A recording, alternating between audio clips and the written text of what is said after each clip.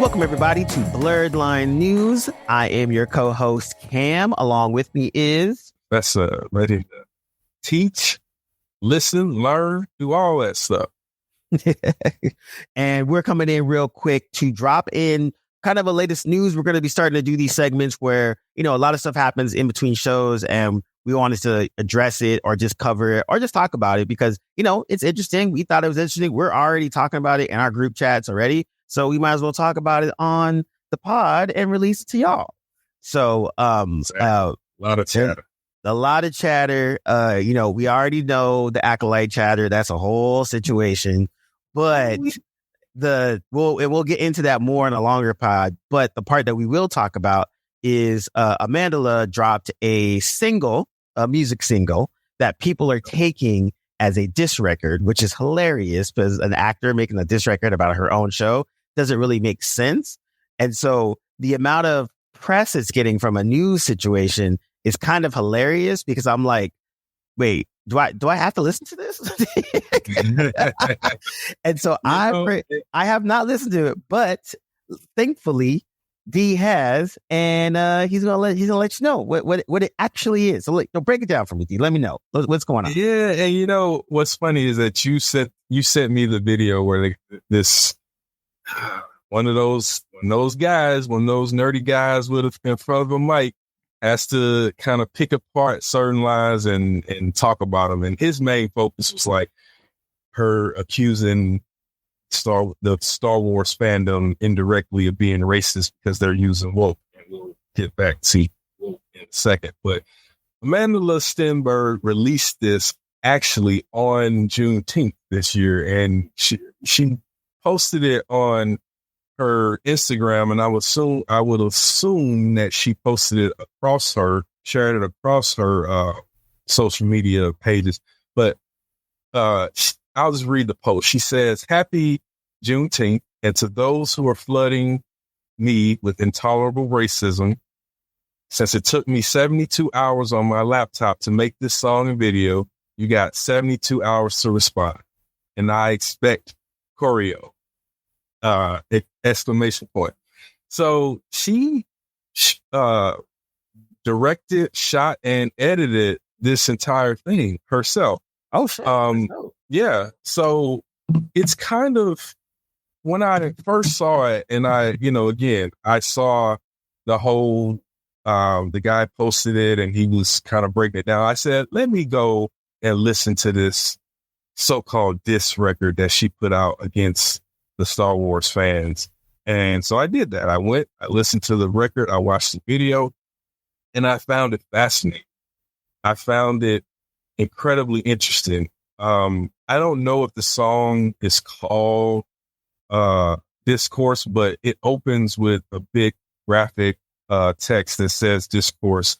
And the lyrics, you have to listen to it for yourself to kind of really, and I think it's one of those songs that you have to listen to more than once. And you have to kind of put on your thinking cap, and you got to kind of take off your bias blinders. If you're a Star Wars fan, take that, as hard as it is, take that hat off, put it to the side, and just think, listen from one human being to another. She's actually trying to have discourse about why people are so upset over this show and her presence in the show, as well as picking apart a line that because I think it all spiraled from a comment she made during an interview. She references this directly on the song. I think this is how she opens the song.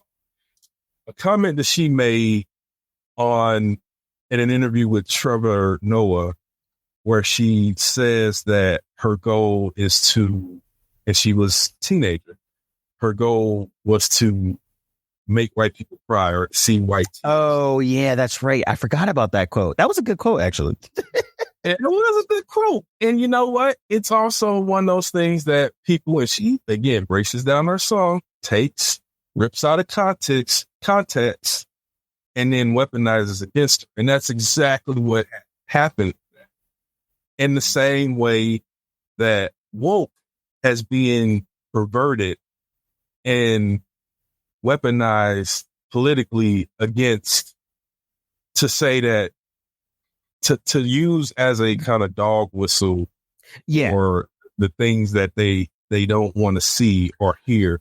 Yeah, and I think that's an interesting part, because that was the thing I started to see more. And like you said, well, once Acolyte is done, both of us have elected to watch it at the end when it's all wrapped, as opposed to week by week, because we ain't got time for that. But full disclosure, it has nothing to do with anything but bad writing. I'll leave it at that for now. Exactly, that's exactly where we're coming from. But I think it's interesting to watch the commentary on it, because this is the hot topic for the nerd sphere to do content on, especially the white people, because they really are going in on it. And it's really funny. On culture war. In that very mediocre and unfortunate kind of way, because we're talking about Star Wars. And what's happening is adults are co-opting this thing that George Lucas intended to be. Yeah, and I think that's the thing that's crazy, is because, and we've talked about it before on the pod, but we're like, unfortunately, a lot of these properties, when they do stuff and have some type of a diverse cast, the writing just fucking sucks. And it's a bad story, it's bad dialogue, the plots are horrible. And then there's a diverse cast, more women, Black people, Asian people, this and that. So then the narrative flips from, this is a bad show because the writing's horrible, to, oh, this is a bad show because there's too many brown people on screen. Exactly. And see what I said. See what we always said about when you let those brown people on screen, or show them in the galaxy far, far away. Nobody wants to watch. When it's really not that. It's just bad, not well made. Exactly. And so I think it's interesting to see these the podcasters and the bloggers going all off on it. And I laugh, because it really is most of the white kids. They're reveling. They're like, oh, the show sucks because it's the woke agenda, da da da da da. And I'm like, 17-year-old girl, relax, calm down. You just relax. And also, I dare one of them to even define what they mean when they say woke. Yeah. Because other than what we know it to mean, it's just, they're just saying the word woke. And it's a code word that means something else. The same way in which I've heard white people use sketchy for going into poor brown neighborhoods. Yep. There you go. And so here we are. And so that, going back to the song, she's doing it in a way that's expressive. She's using her body. She's dancing. It's not provocative in a sexual way. It's just her trying to show that this is something that's affecting her. It's eating at her. And also, this is a good way to have a conversation. She's hoping that people will listen to her, what she's saying. But she knows that most of the people will take this and again, continue to run around and say, oh, look at you. You're being intolerant. You're calling us racist. And because we're we're calling out it being woke. Well, I'm sorry if that phrase meant stay woke means not close your eyes to the pain and suffering of those around you. And that's just the simplest way to put it. But how is that now some kind of political tool and agenda? Yeah, no, it's totally true. And it's more interesting to see it because, unfortunately, those are the voices that drown out everything else. Because say if the Acolyte actually was good, then that's a whole nother thing, right? And I think it makes it worse because, I am a well-known hater of Captain Marvel. I'm not a fan of the character. I'm not a fan of the movie. But I watched The Marvels, and The Marvels was a solid movie. Nia DaCosta did her thing. Movie. Yeah, it wasn't great. It wasn't amazing, but it wasn't shitty. And I was like, it wasn't the worst Marvel movie they've released. Easily. It was, it was a solid 3-act story. It was had some good touches of heart. The best parts are when Captain Marvel is interacting with Monica Rambeau and Kamala Khan. So there's parts of it that are enjoyable, but it was a solid movie that had 3 discernitive acts. The dialogue was decent. The story was never it had the same problems that all Marvel movies have. The villains are kind of weak and blah, blah, blah, blah. But in general, it was a solid movie. Now, the backlash of it, it's the women's, the MCU, all this other things that overshadowed the actual movie itself, which sucks. But it's one of those things where even props to Nia DaCosta that was just like, well, that's the movie I just did. I'm going to move on to the other things I'm doing. Like, Yeah. like doing a Marvel movie is cool, but it's not like I'm not being a James Gunn. I'm not being a Snack Snyder. I'm literally here to make a movie, make a movie, the best movie I can with what I got. And I can keep it moving to the next movie I'm about to do.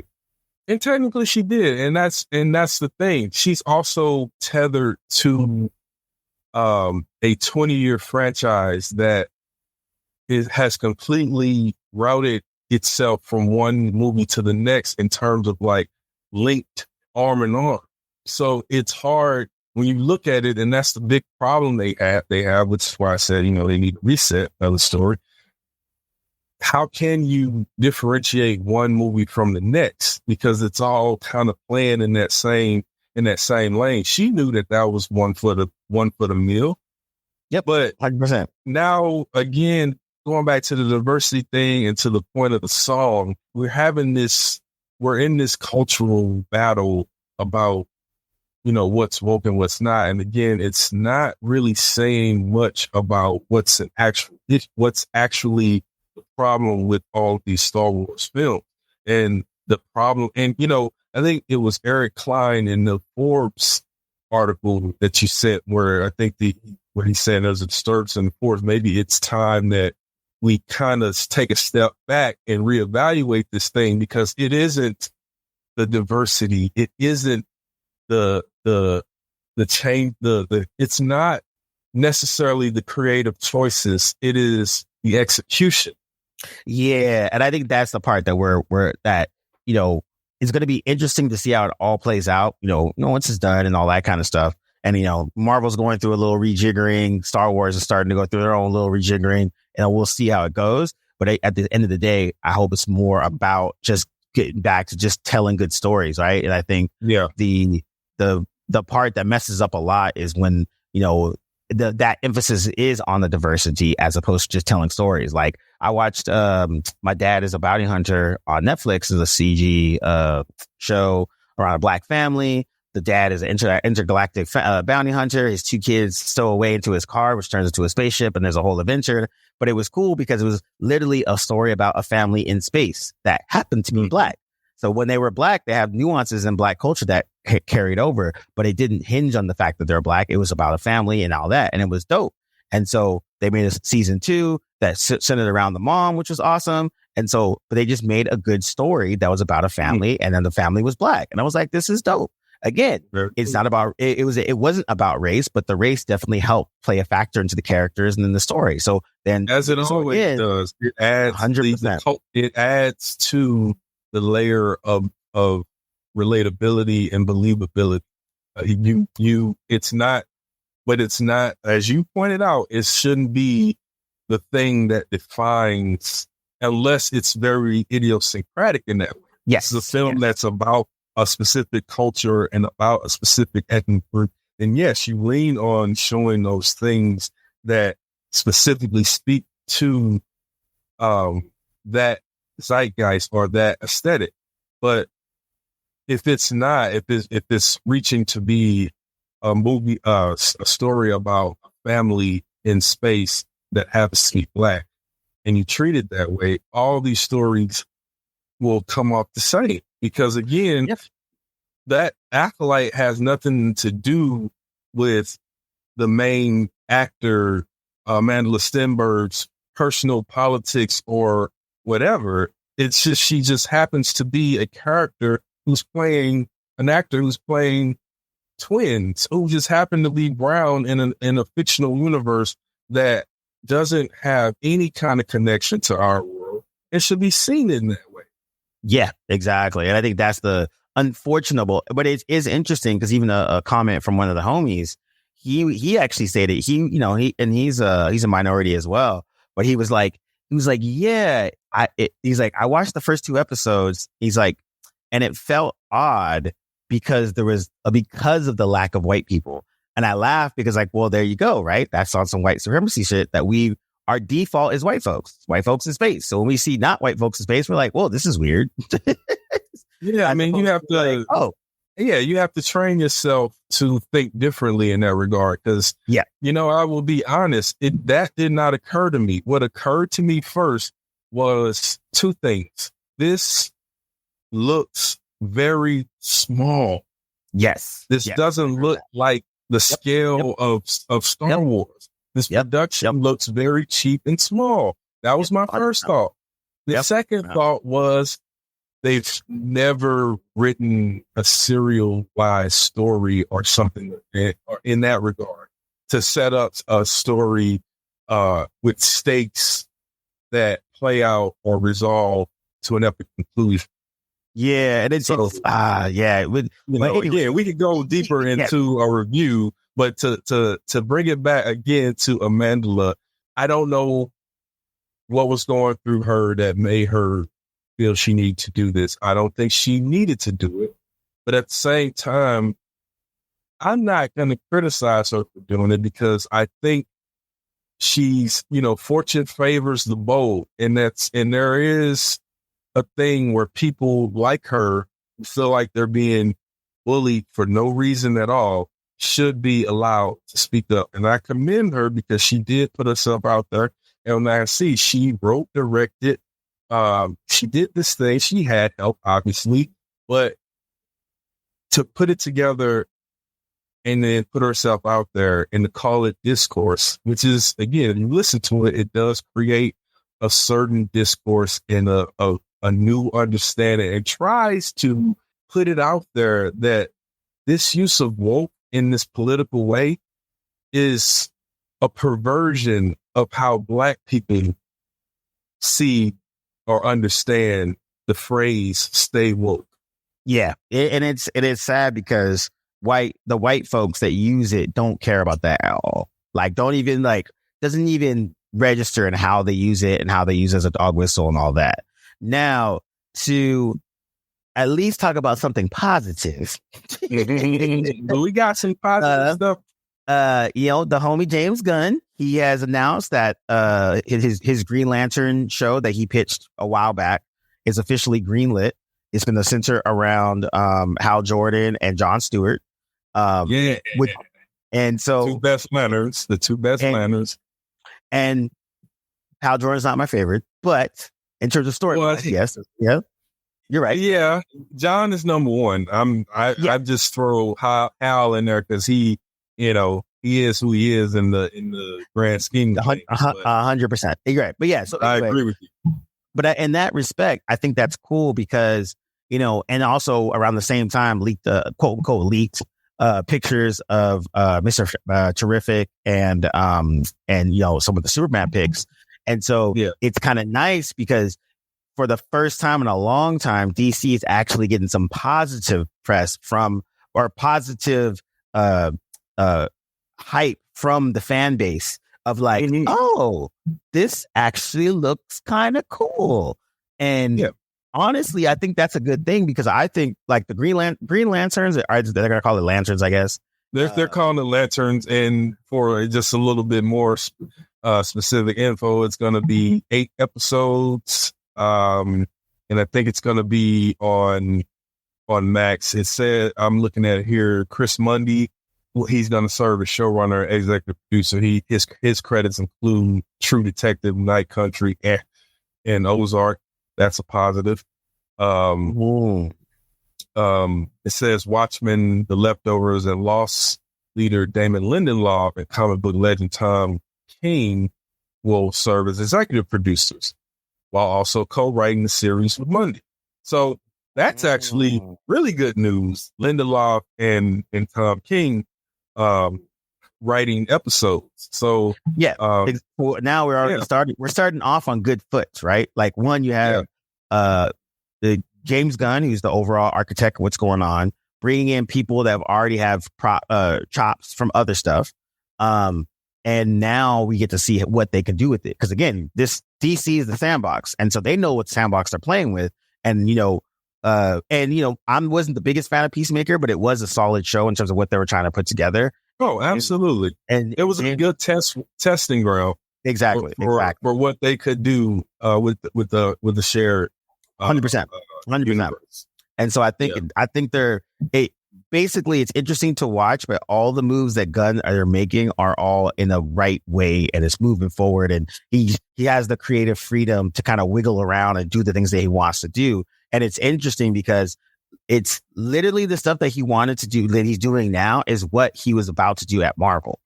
And so with Marvel cutting him off for that dumb shit and then bringing him back just for Guardians of the Galaxy. Now, again, which ended up being the best MCU movie in the last 5 years, 7, almost 10, basically since Infinity War. Basically, in terms of an overall all-around experience of in that regard, definitely sensation. Yeah, 100%. But to James Gunn's credit, like he knows how to tell a story, and I think that he does. With that as the basis of like, hey, our goal is to tell some good stories and make some cool art. So let's go ahead and do that. Here's your sandbox. Here's the limitations. Now go have fun. And I think speaking of that, I wanted to read a couple statements. So HBO released the official log line of Lanterns, and it says the series follows new recruit John Stewart and Lantern legend Hal Jordan, two intergalactic cops drawn into a dark Earth-based mystery as they investigate a murder in the American heartland. And so, already there's a very dynamic story. And so here's James Gunn. He says, we're thrilled to bring this seminal DC title to HBO with Chris Damon and Tom King at the helm. And he says, John Stewart and Hal Jordan are two of DC's most compelling characters, and Lanterns brings them to life in an original detective story that is a foundational part of the unified DCU we're launching next summer with Superman. Yeah, already they're gearing us up for where they're trying to go. And just one more thing, it says Gunn teased Lanterns when plotting out the road ahead for the DCU's first chapter, Gods and Monsters. Yeah, and I think that's awesome because, you know, off the bat, he said, yo, my TV series are connecting to the movies. That's one. Yep. And then two, he said the format down of what each thing is, right? Because that's ground level. 100%. And that's what, and Green Lanterns, they're detectives, right? They're literally space cops. Yeah. So they're space cops. And I would love to have Lanterns in space doing space stuff, but to start it here, and I like that, because like that was the thing I thought was a missed opportunity for Zack Snyder. You know, I don't like him, but still, I thought one of his missed opportunities was the audience that he was creating his movies for. They grew up with Jon Stewart as their Green Lantern. They were super into it on, you know, Justice League Unlimited. So I was really shocked that they didn't lean into that part of it, because that was an easy layup of like, hey, you have a black character that's already established that people like. So you could have had that in with nothing. It was super easy. And I thought that was a missed opportunity. And so I think this is interesting because by making Jon Stewart the younger of Hal Jordan as the senior, that gives you room to grow, because easily, you know, Jon Stewart now can go have his own series, or he could have his own movie, or whatever it is, you know. It also makes sense, right? Hal Jordan was the character introduced first, and he's got about, a couple of decades of stories over John. But then John, sort of in the same way that, you know, Barry was the Flash for a good run, and then Wally was the Flash for a good run. And so those characters always kind of appear as one is the older or the more senior version of the character. So I think that will definitely benefit extremely for this kind of dynamic of storytelling that James Gunn is going to set up. And hopefully, as he did reference it, hopefully he does use Young Justice at the bottom. I got to say, there is no better use of the DCU totality than Young Justice. And it's just unfortunate the Young Justice thing gets finished. You will always hear me talk about the injustice, the Young Justice.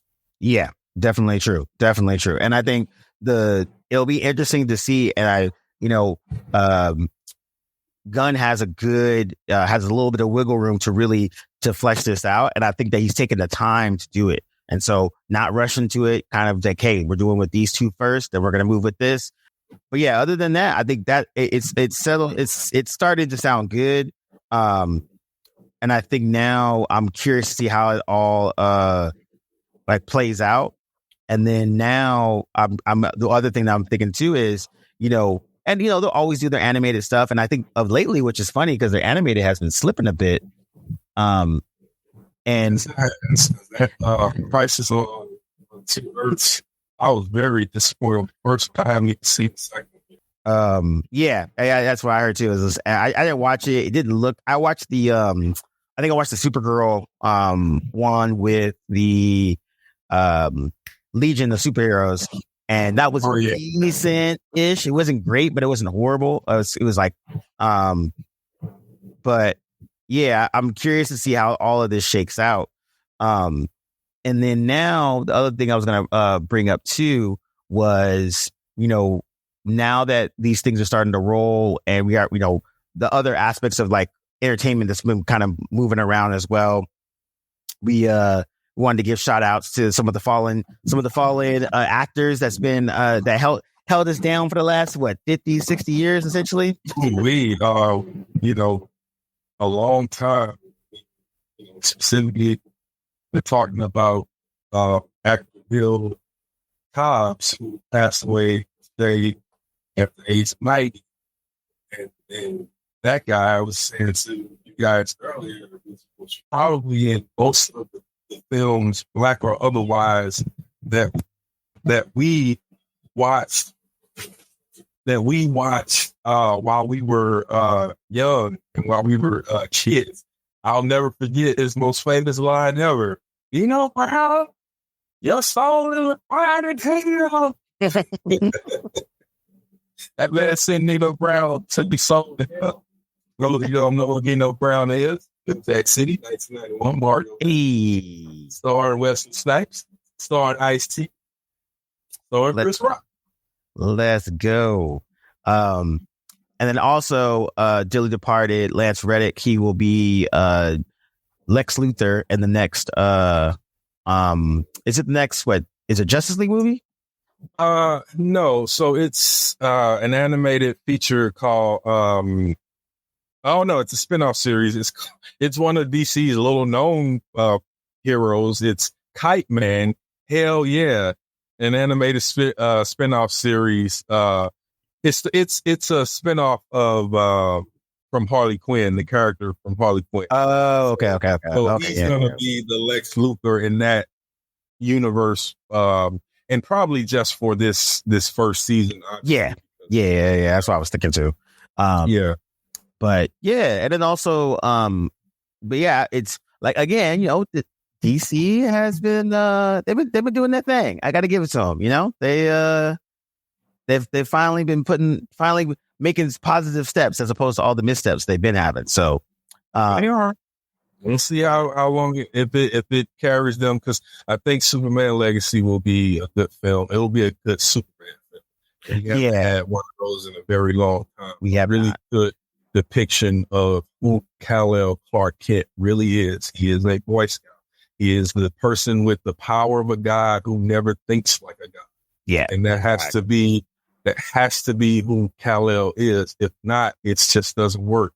With all due respect to Henry Cavill, he did an okay job, but the way that character was written was for him to have a god complex. They did that too much. Yeah, the Jesus allegory and all that stuff, and that is not who Superman is. Yeah, agree. In that fictional world, that's not who that character is. Yeah, in any way.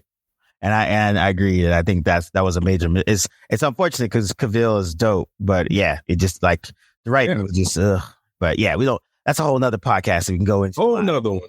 Yeah, but thank you everybody for tuning in for this quick pod. We're gonna try to do these a little bit more often and just hit like one or two like news items. Kind of give you guys our opinions about it. Hit us up in the comments. Don't forget to like and subscribe, tell a friend. Also, too, to remind everybody, if you're listening to this on Spotify or Apple Podcasts, please go in, rate us, 1 through 5, 5 preferably, but be honest. So you can give us 3. But almost like you want to give us a 5. So exactly. But either way, the more you rate us, it helps us a lot, and we can start to do a little bit more. We got a couple of interesting things coming up soon, so we want to keep plugging away at that. But other than that, man, we out. Thanks everybody for listening.